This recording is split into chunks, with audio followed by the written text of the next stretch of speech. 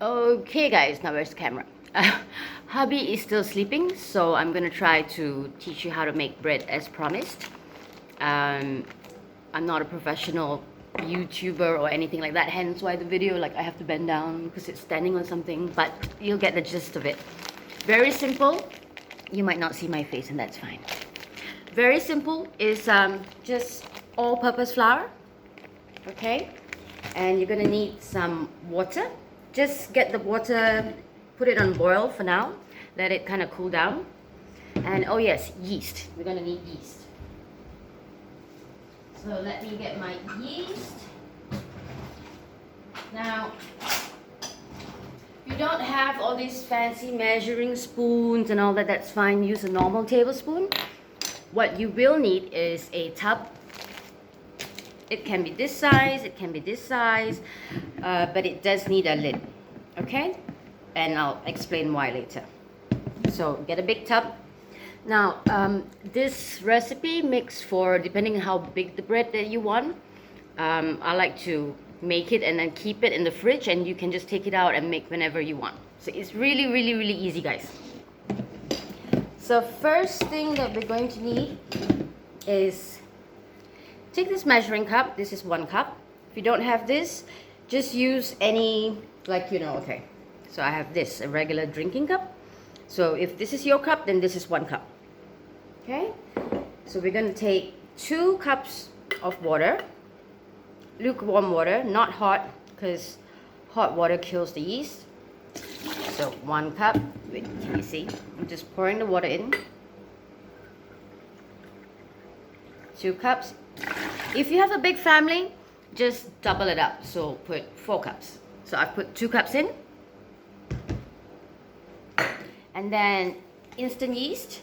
You get them in little sachets. Let me see if I have one here. Just to show you. Don't freak out. It's really, really simple to do. So these are the yeast that I use.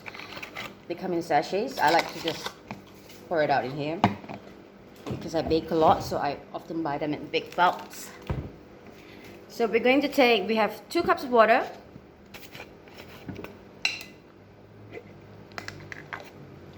And we're going to take 1 big spoonful.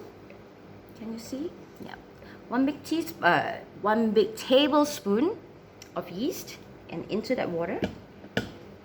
Ta-da! And if you like the smell of it, you can put a little bit more, no problem. It's not like a, ooh, too much kind of. It's just easy peasy. Like my daughter says, easy peasy, lemon squeezy. So we've got the yeast in there. And then what we need is salt. There we go, salt. When I followed this recipe from somewhere else, I think she put too much salt, but I think salt is also a individual preference. So I'm gonna put slightly less than a tablespoon, so it's not too salty. Yeah, just slightly less than a tablespoon. As I said, it's not like a mad scientist, oh, it's got to be this amount of grams and blah blah blah. Nope. Then with the back of your spoon, and I'll explain why back of the spoon, because you're going to use the back of the spoon later. Just mix it up.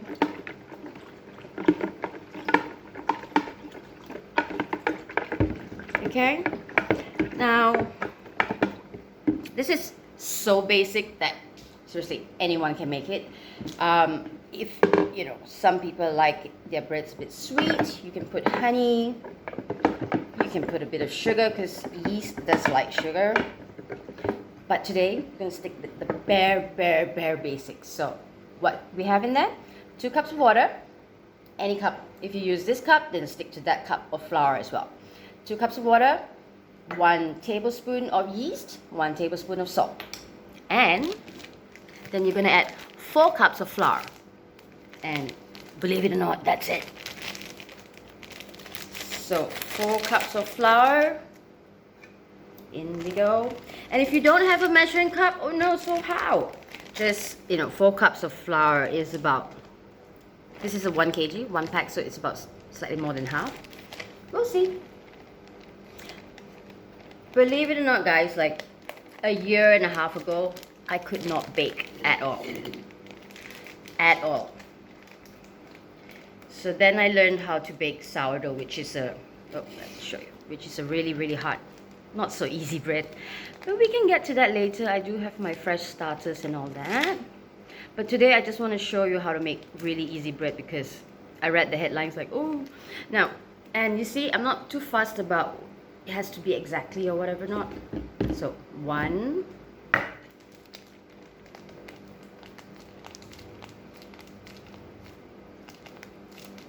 2. Usually I have this out in a container, which I will pour it into after this. Can you see? 2. Count with me. 3 cups of flour. Ha ha ha. 3 and 4. Okay? And that's it. That is it. That is all that you need. And then just give it a stir. Stir it with the back of the spoon or with anything that you please. I just find the back of the spoon is the easiest, and there comes a part where it gets a bit tough, and here's what you do. Dive right in. Okay? No special kneading techniques or whatever, just mix it all up. As long as it's mixed up, that's what we want. So, I know this is not the friendliest, easiest container. You may have a square one, round one, whatever works. Okay, just as long as it's all incorporated and mixed up. It's not kneading, it's just mixing it up. And how simple is that? So, this is what it looks like. Plump. And once it's mixed up, what you're gonna do then, obviously, is get this all out of your hands into the bucket, Tupperware container, whatever you're using. I hope you can hear me. Kids are outside playing. I know we are so lucky. We live in a 18 unit condo, so like everyone in here is virus free, and so we close the gates, and within our community we can play, we can still swim, so I'm so lucky. Okay, let me go wash my hands. I'll be right back. So just leave that in there. Wash your hands.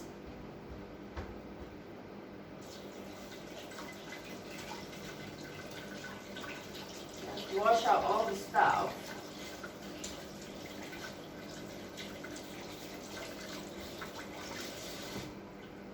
Okay, wash it out.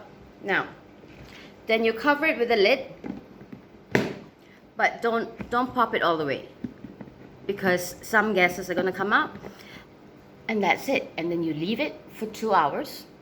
Leave it for 2 hours, and then you're gonna see that it's gonna rise. Like this will rise to about here. If I made 8 cups, it will sometimes overflow, which is fine. Depends on how much bread you want to make. So I'll see you in 2 hours. Just leave it, and I promise you that's it. After that, we're baking.